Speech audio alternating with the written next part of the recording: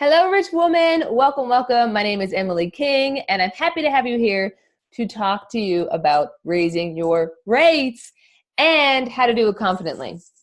Now, this is something that I work with my clients on if need be. If we look at it and we're like, woman, raise your rates.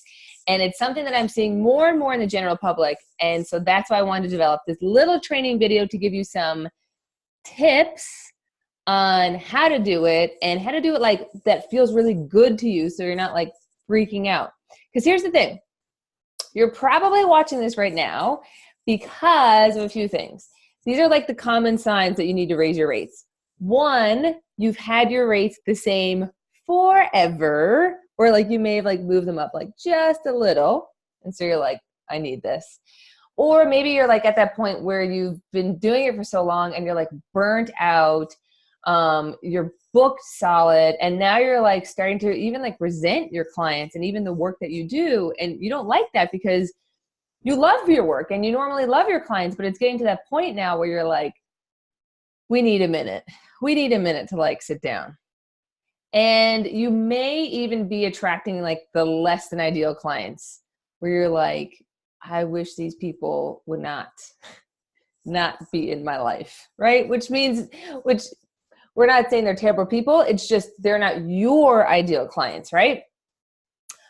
And I bet, stay with me, because I bet that you probably haven't changed your rates because you're like, this is what I hear all the time when I talk to my clients and then like other women about it. They're like, oh, but I feel so bad. I'm like, what if all my clients leave me? Like they're going to hate me. And I heard like, I want to make it affordable for people and I want to be able to help more people. And, I even get clients getting into like, well, this is what I've checked out what everyone else is doing and this is what they're charging. So I'll outprice myself if I, raise my rates and no one will pay that here. I've heard people like in cities with like millions of people being like, oh no one will pay that here. And I'm like, for real? Like, so I've heard it all. And it is such a game-changing thing for your business when you align your pricing with what lights you up. And I bet even me just saying that, you're like, if only, Emily, if only, rich woman. So I want you to like get out a pen and paper if you need to take notes, because if you're feeling that like breath of fresh air with this training video and like, oh my God, I need this. Well, then this is a sign that you need to pay attention and actually do something about it. But don't worry, like don't freak out. It's not going to be as scary as it seems. I'm going to help you here. All right.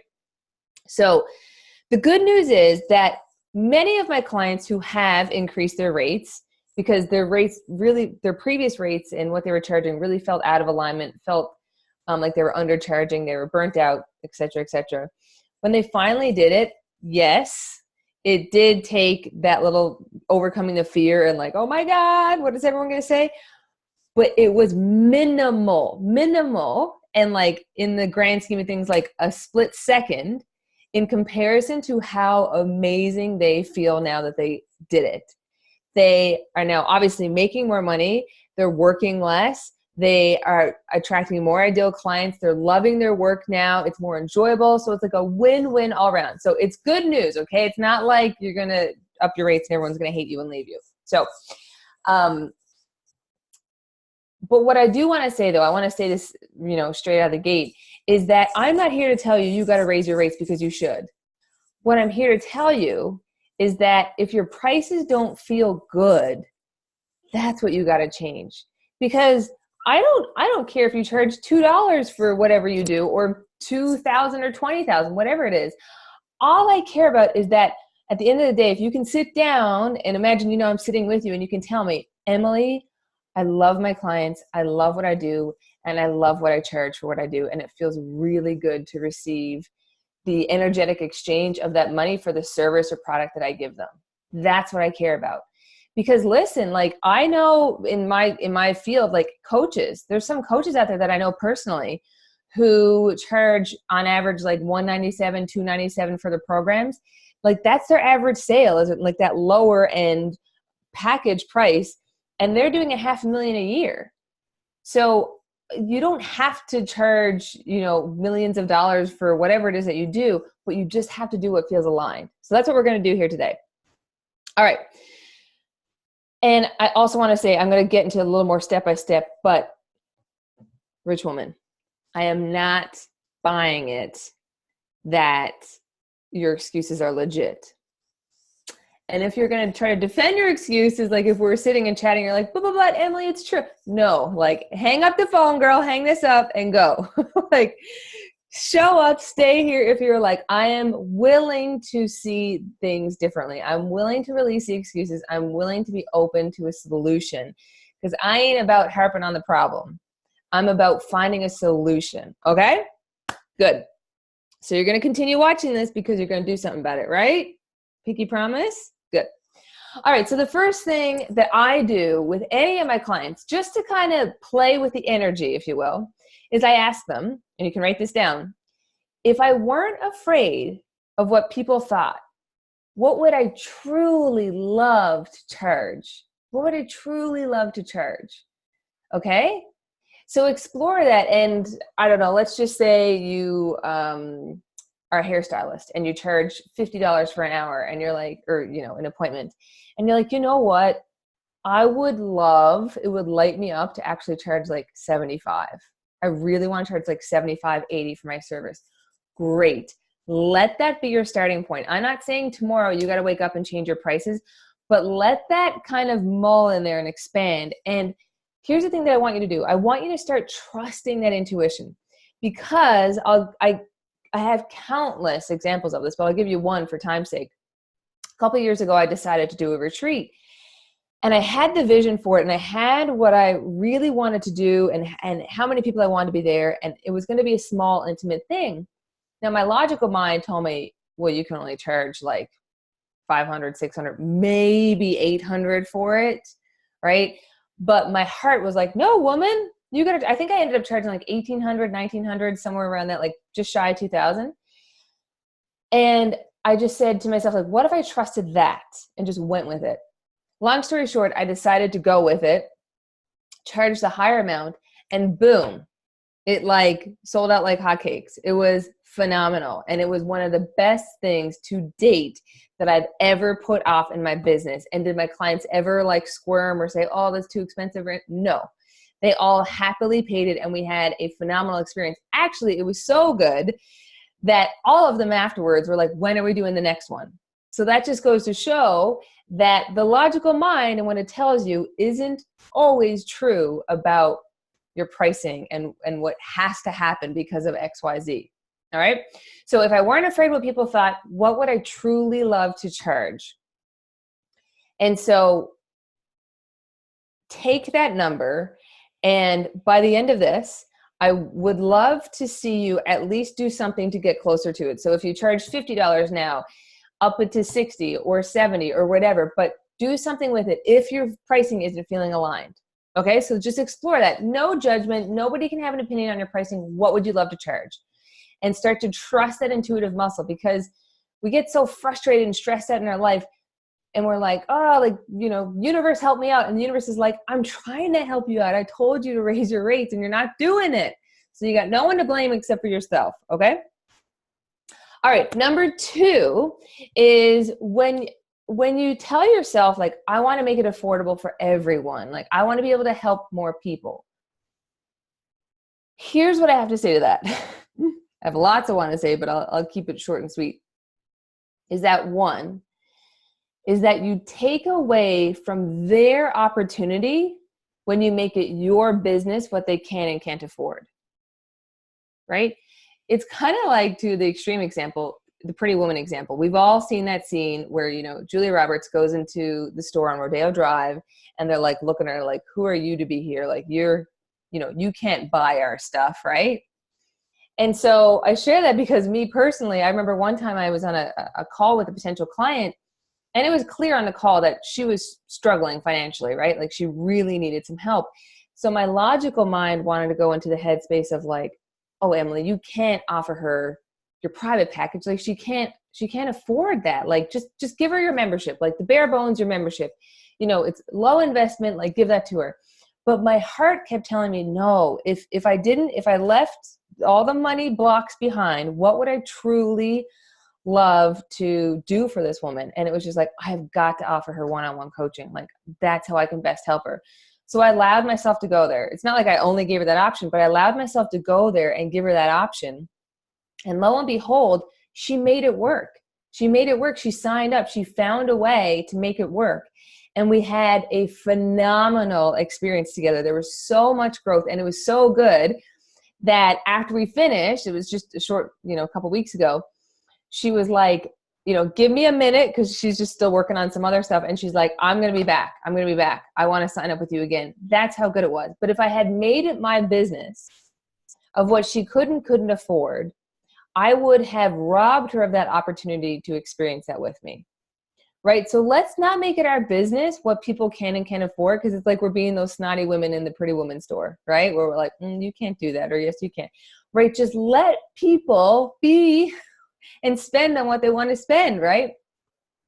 But to get to the point of like, I want to make it affordable for people, I want to be able to help more people. Well, couple things. Who says that charging higher is helping less people? Because here's the thing, when I've raised my rates that align with me better, I've actually been able to help more people because I'm more energetically aligned with it. And I'm more like it's kind of like fitting that peg into the hole. It's just like it locks in, and I'm like, yes, this is what I want to do. This is who I want to work with. This is what energizes me. And then I'm a magnet for those clients that I can truly help. So let's leave this block behind of like, I've got to keep my rates so I can help more people. Yeah, more people will be able to pay for your services if it's 5 versus 500, but it doesn't necessarily mean that it helps them more, because I've noticed that, at least me personally, and a client of mine and I, we were talking about this earlier, is that when you charge less, sometimes they don't take it as seriously, right? So find that kind of sweet spot for yourself, because it's going to be different for everyone. Like I found it for myself, the pricing could be completely different for you in the exact same industry that I'm in, right? But just find what really works for you. And in terms of just like logistics around being able to help more people and making it affordable, take a look if it applies to your field, and I'm sure it does for everyone, where tier it. In the sense of like, yeah, I want to help a lot of people too. So I have free stuff like this training. It costs you nothing to watch this and get help. I have my paid membership that's very low investment monthly. I have passive courses that you can take on your own.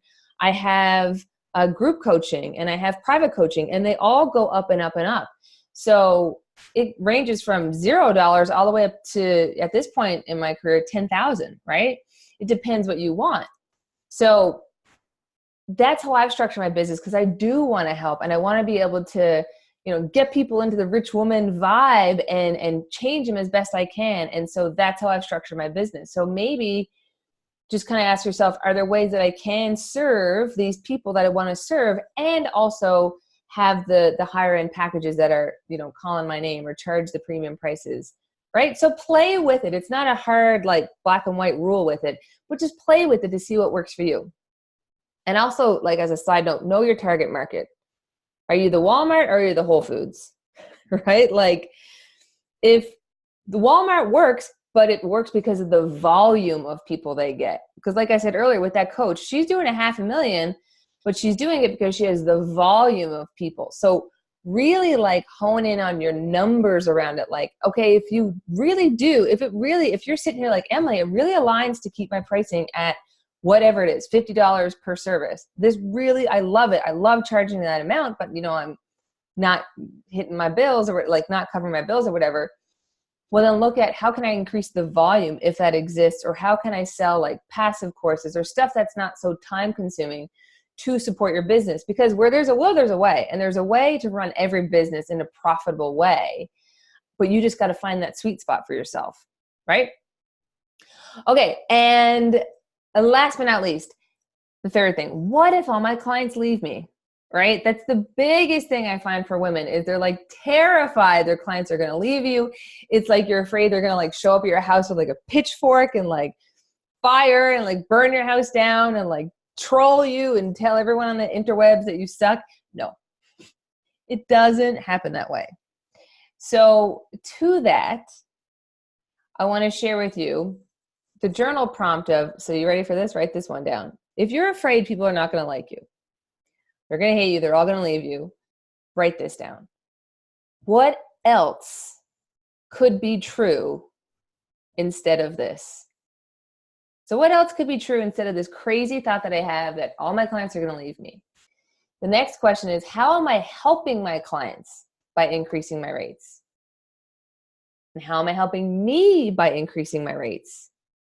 Why am I able to give better service and results for my clients when I raise my rates? So essentially what I'm doing here is I'm consciously getting you to bring to your mind the evidence of why this is good for you. Because for so long you've been playing a story and this picture of everyone's going to leave you, they're going to hate you, when it's quite possible the opposite could be true. You could attract more clients, be more joyful, give better service, have a better experience, have more people happy about your services. So in terms of like what else could be true instead of this? Well, they'll receive better service. I'm going to be happier. Maybe as a result of raising your rates, you'll be able to hire more staff or have more systems in place to ensure your clients have a better experience. Maybe you'll have more time and money to train yourself, take trainings to improve yourself, to give back to them better. Maybe you'll be able to provide more high-end experience for them and give those little touches that you couldn't before, that light you up, that light them up, and grows your clientele. And I will say this, yeah, you will lose some clients. You will, right? But you have to be okay with clients not being okay with you, or past clients. Because what's going to happen is, like, say this is your chunk of clients here, like this is your kind of your range of clients, your top tier and your kind of bottom of the bottom tier here. What's going to happen is you'll lose your bottom 20%, right?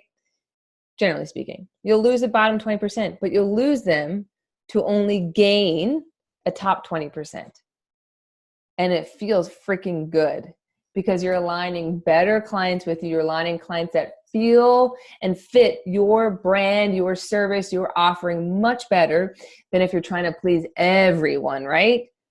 Okay, so be okay with people not being okay with you, because it's part of the gig. And even if you keep your same rates, there's still going to be people complaining about you.